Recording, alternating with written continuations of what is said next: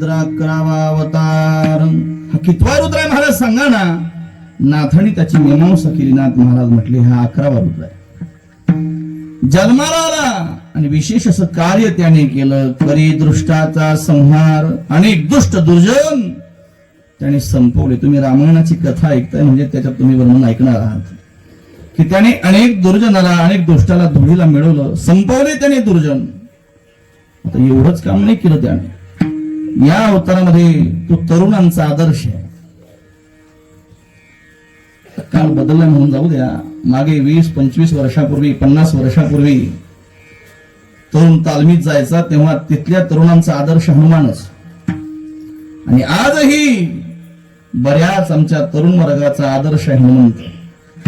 हनुमान अशी देवता आहे ती लहानांपासून मोठ्यांपर्यंत प्रिय आहे.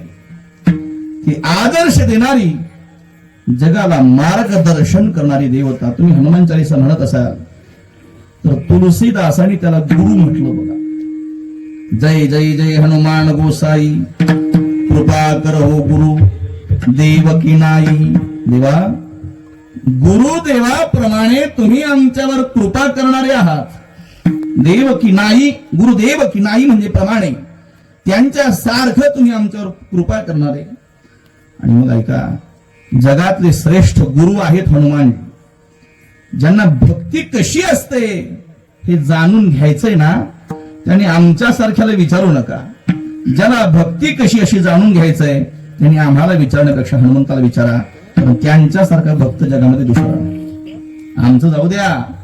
जगात गुरु तुकोबा सारख्यांनी यांना विचारावी. महाराज सांगा ना भक्तीची वाट.